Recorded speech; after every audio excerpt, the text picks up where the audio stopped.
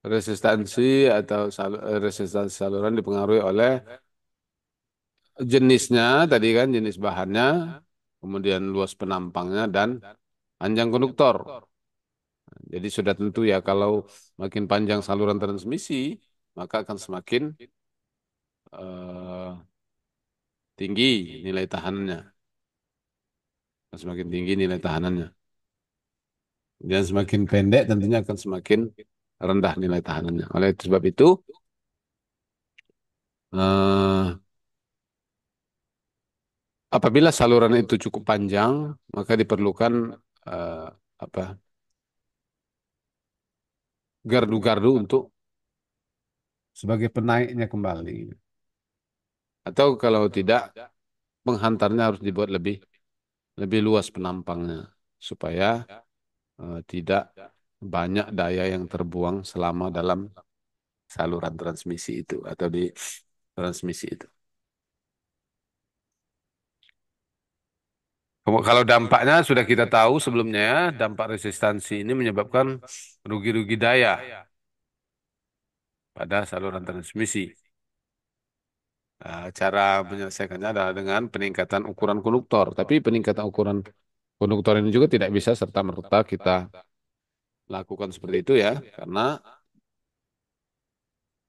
kawat juga ada batasannya ataupun tiang transmisi juga akan berdampak pada kawat yang lebih lebih besar misalnya. Dia akan memikul beban yang lebih lebih berat. Maka bisa bisa saja tiang transmisi itu akan bisa roboh gitu kan. Nah, jadi tidak mungkin juga kita menggunakan kawat transmisi karena mau memperluas penampang itu menggunakan sebesar oh, pipa paralon 5 inci misalnya. Tidak bisa. Jadi penghantar itu tetap harus ringan juga.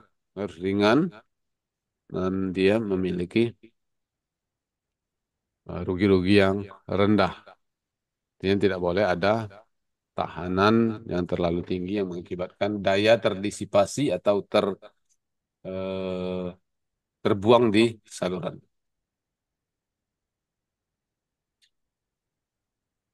Selain tahanan ada juga reaktansi. Jadi reaktansi ini berupa medan magnet. Ya, ingat ya.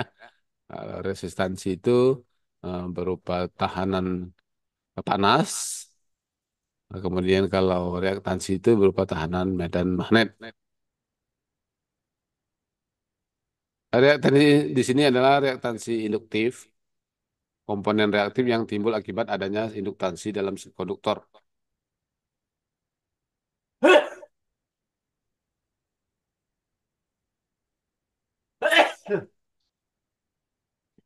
Jadi eh, konduktor itu punya reaktansi.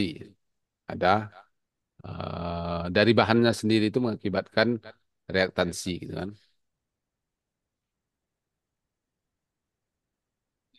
Apa penyebabnya? Penyebabnya di kawat itu sendiri ketika dialiri listrik, maka arus tadi akan menyebabkan eh, apa ya molekul-molekul di dalam penghantar itu sendiri itu mengakibatkan daya tarik menarik atau disebut dengan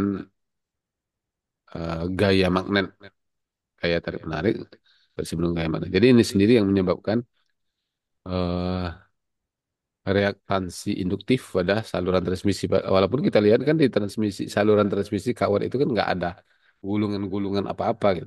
Cuma inilah yang mengakibatkan saluran transmisi memiliki daya magnet. Dampaknya adalah reaktansi induktif mengakibatkan penurunan faktor daya dan peningkatan rugi-rugi daya.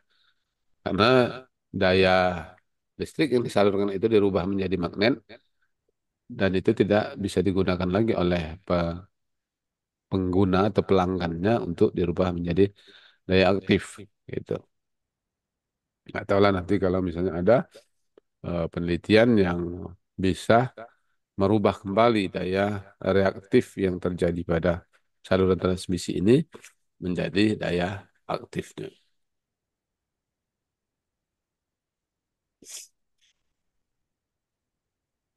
Kapasitansi juga selain induktansi tadi ada kapasitansi pada saluran transmisi. Definisinya adalah kapasitansi adalah kemampuan saluran transmisi untuk menyimpan muatan listrik sementara. Jadi secara sementara dia bisa menyimpan muatan listrik. Penyebabnya adalah timbul akibat adanya medan listrik antara konduktor dan ground.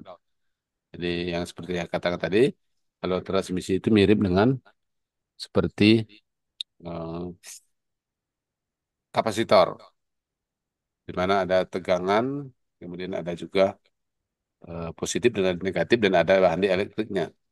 Positif di sini adalah kawat transmisi, eh, negatifnya tanah dan di elektriknya adalah udara antara kawat dengan tanah itu. Dampaknya adalah menyebabkan peningkatan arus dan pembangkitan daya reaktif.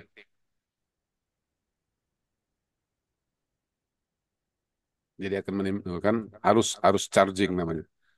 Jadi seperti pada kapasitor juga ada namanya arus charging dari tanah ke dalam saluran transmisi itu sendiri. Gitu ya. Jadi ini